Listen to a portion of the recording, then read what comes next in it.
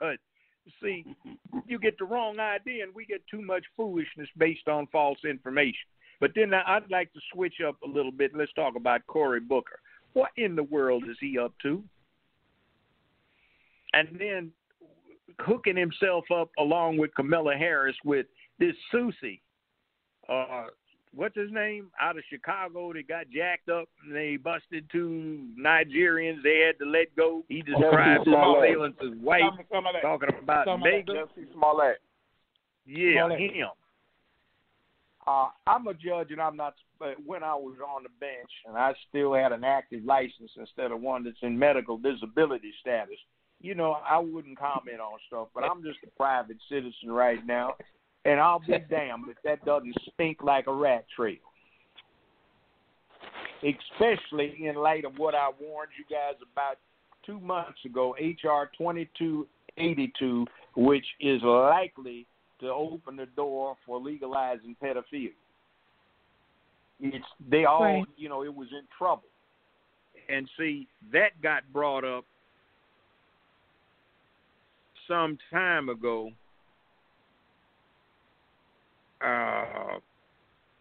When somebody tried to introduce it quite a bit of time ago.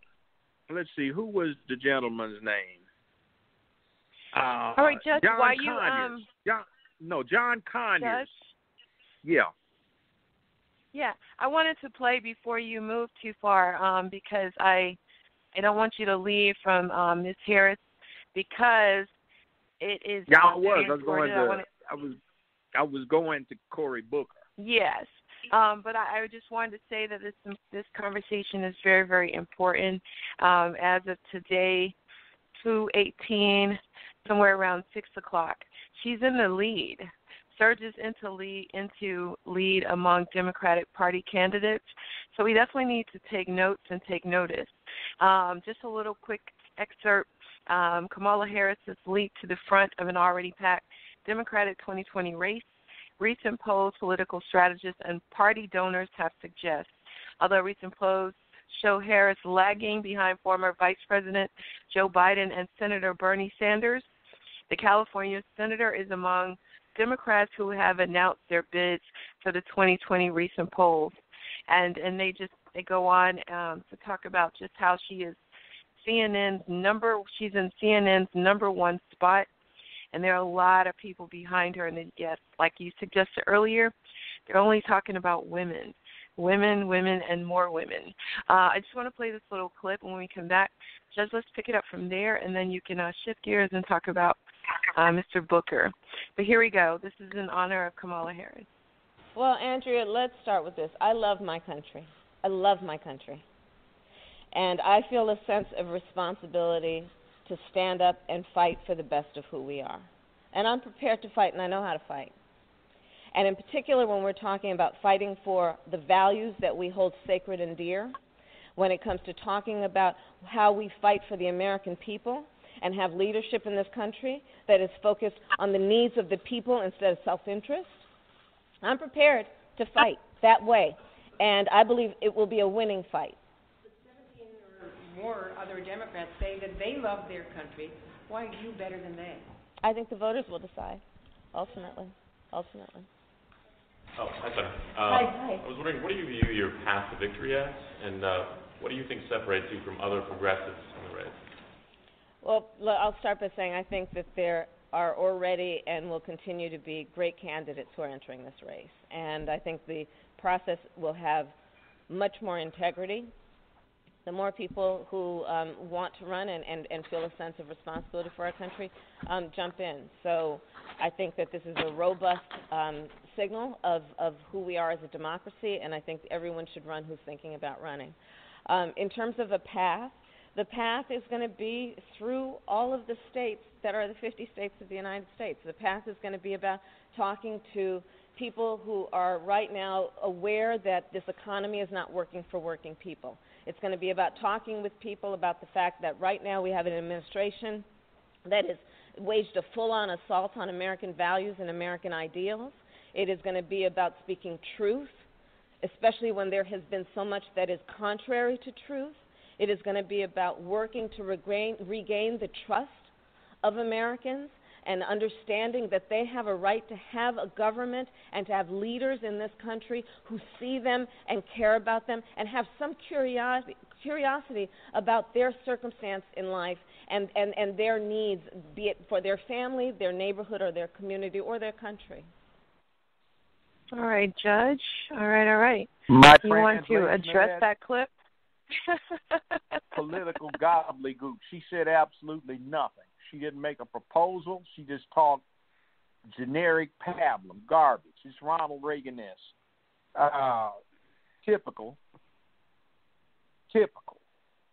And what's going on, see, is let's read this. If you get the African-American vote out, put it in other words, get a good black turnout amongst bamboozled black folk, then if you have a lot of people in the race and there are only one or two blacks, those blacks have a greater chance or probability of winding up being the selectee than otherwise. So we've got, good 2 or 3 handfuls of candidates that have announced right now. So that makes Kamala Harris more attractive to the feminist aspect of the Democratic Party. They don't care who it is as long as it's a woman. They don't care what she's about as long as it's a woman. And they can secretly say she's one of us because she's a Caucasian. She's an Aryan. See, that's what gets said about these cocktail parties while they're sipping white wine and nibbling cheese and crackers. Now, this anti-lynching law that we just got in place, and I thank DeAndre Mosley, a nice young man who did research on this and brought it to our attention. It was first drafted in the 1990s by John Conyers and has been basically tabled in Congress ever since. It wasn't going anywhere until you got this Jussie Smollett or Jussie Smollett thing, however you pronounce it. It's spelled Juicy. Jussie, one wonders. And it was dead on arrival when they tried to bring it back up until he got jacked up, and then they made it an anti-lynching thing, and they said, well, we can help out LGBTQ now, and we can look like we're not anti-black, so, yeah, we can pass it.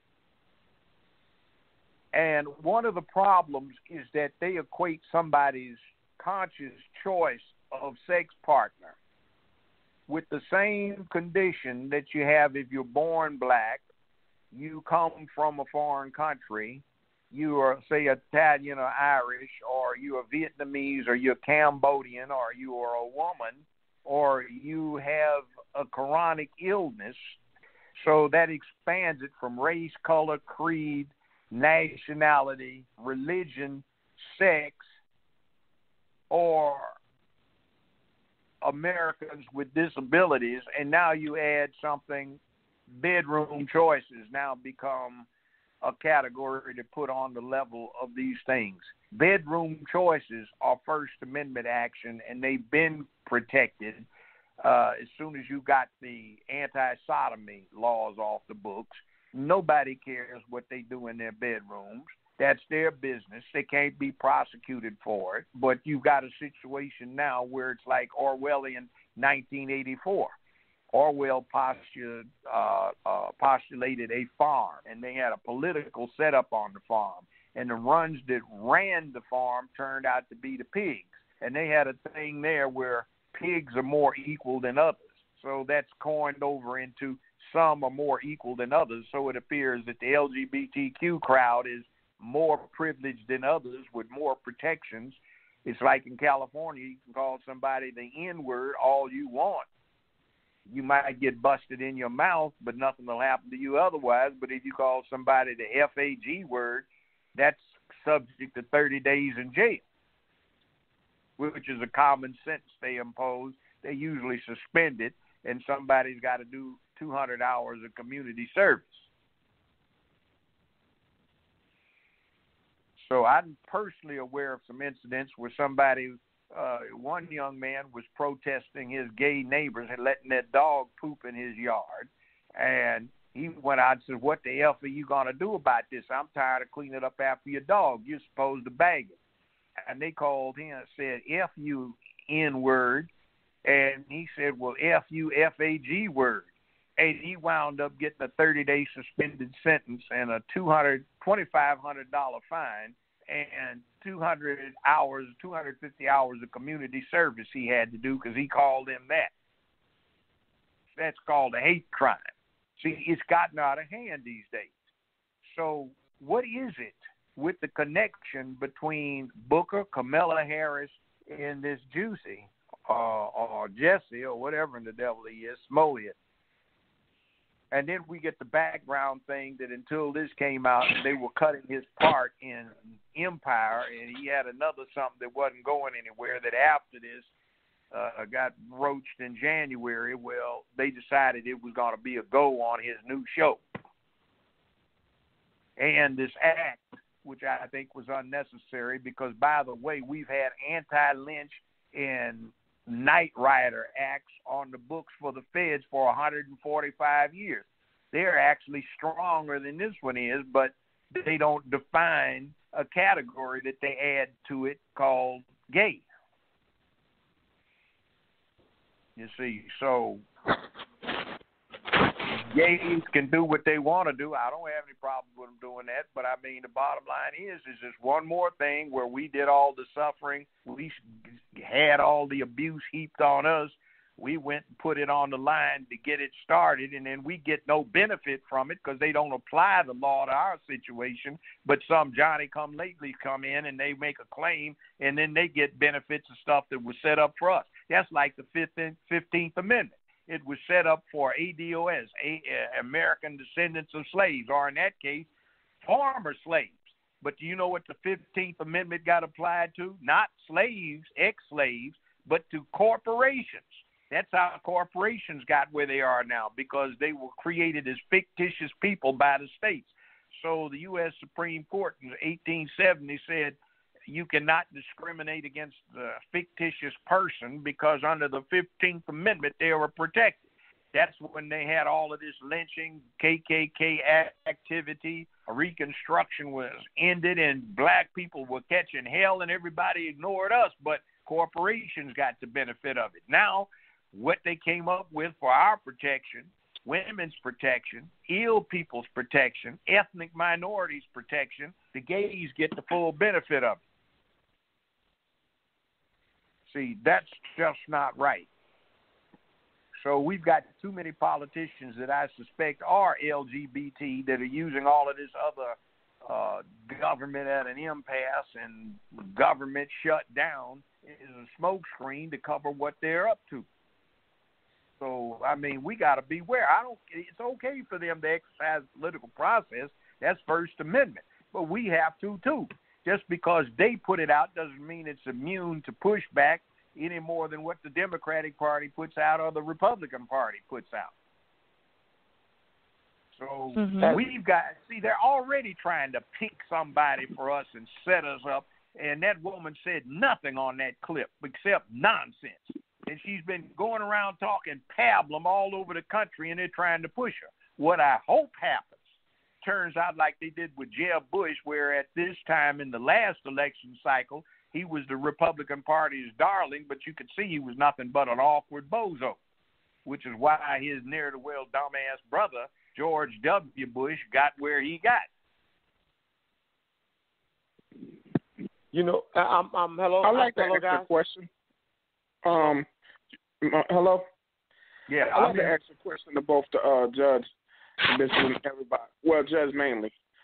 The premise of our people, what do we have to do to quit falling, well, basically worshiping symbolism over substance? So we won't be snickered in by somebody like, you know, what Kamala Harris or Cory Booker might be having, and we just fall in for that symbolism and like, oh, we just going to go ahead and vote for that. But we don't understand anything about the substance that comes with that. Well, that's character issue. We get too caught up in appearances. We look at somebody like their chick flick matinee star, and the women want to go for them. We get caught up where our frame of reference is what we hear on, used to be the soaps, and now it's the Housewives, now it's Empire. The men, we get off into who's doing what with the NBA, NBA, NFL, whatever. We know all about the sports statistics, but we can't talk about what's going on that impacts our daily lives. We don't know our local judges. We don't know who the DA is. Nobody that can do anything for us but a lot against us do we pay attention to. So part of that's our fault. It's image. It's like you walk in some place and you sit down and the boy is obviously not getting educated at home. He's not getting home training. There's a bunch of them running around. They need their noses wiped. Somebody should have given them a bath because you can smell them. And the mother has all this bling on, and her girlfriends are there with all the bling on and gaudy clothes and $200 nail jobs and, 10 pounds of weave in their hair. And we get off in appearances. We look at somebody, and you got men going around craving bling, for God's sake. Like, somebody came up to me, Judge, man, can I rent a gun from you? Why should I rent you a gun? I'm not going to do that. That's against the law. What the hell? Why don't you go buy one? What's with all? You just got you a new piece of bling. Yeah, but I had to be in style. Well, then you be in style with your butt in your hand. Get you some hardware with your money. Or somebody's got a car longer than his house. And he's hiding it someplace because he can't make the note. That's just like we get encouraged to do that. We're all into appearances. If you listen to the difference between the current, what passes for music, and what used to, they used to talk about jobs, love, family, relationships, and now people are talking about bling, style, moving grams, and, bitches and hoes and stuff like that. It's amazing. It's negative imagery. And I know where it came from, but that's a whole different subject. I won't even go there.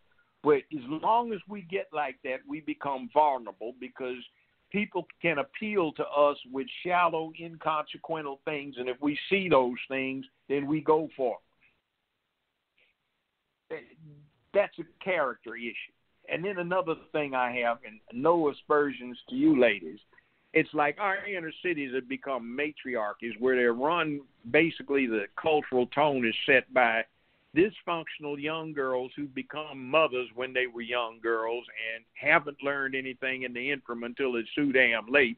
And these boys don't get man training, and they come out of there emasculated, and they are overly emotive, and they have the wrong kind of value systems. That's being done to the whole country. That's why politics looks like it is, because everybody's appealing to emotions instead of logic, rationality, and reason. We have lost our objectivity. Now, we can get it back, but if we don't soon, we'll go the way of Great Britain. What was it they used to say? The sun never set on the British Empire. And the Royal Navy ruled the waves. Britannia rules the waves. And now they're a third-rate country, begging on everybody's back door. The only product they got is James Bond and some espionage talents they picked up long ago that they still held on to. So, we're going that way if we don't watch out. Now, I'll end it with that, but yeah. Well, I have a question, Judge. This is L.A. from Cleveland. I want to know what is the progressive movement all about? Because one of the journalists did ask Harris about that, and then she supported the progressive movement. What the progressive movement is they've established being politically correct of a dogma that closely matches religious dogma. In other words, the correctness is based on your emotive feelings. This feels good, this feels right, or it should be this. Why? Because it seems like the right thing to do. Well, why is that the right thing to do? Well, I don't know, but it feels right. Or it's emotionally satisfying, or I believe that's the right thing to do. Well, what is the basis for your belief if you can define it? You know, so that's what that's all about. It's a set of emotive conditions that basically is consistent with feminism with a capital F. Okay.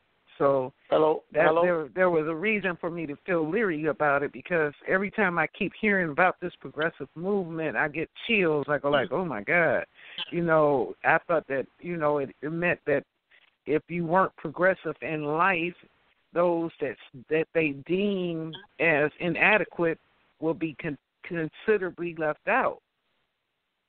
Well, the progressive movement basically is confronting the established government.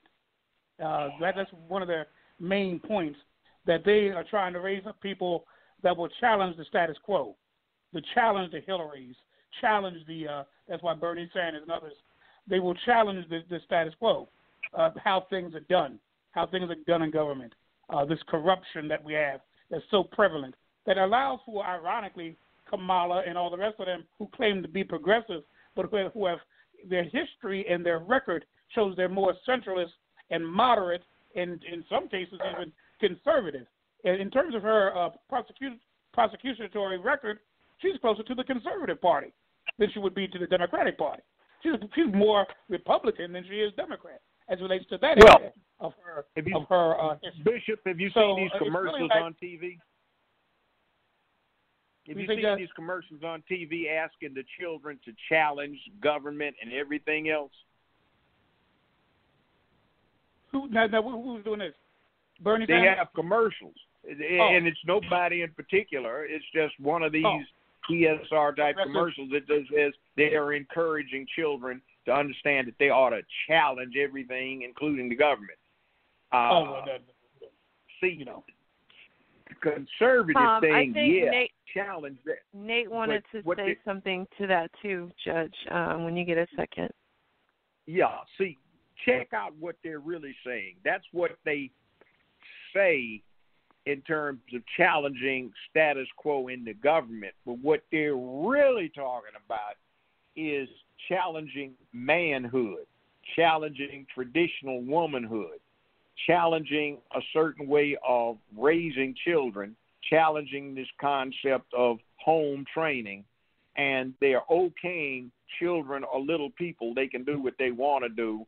You know, the new thing, toxic masculinity, they're challenging that. They're challenging masculinity as a concept. So emotions and feelings become so solid and important that you can abandon traditional masculinity. See, these are the things they're talking about being progressive. Right. That's when they say challenge government, they're saying challenging traditional values.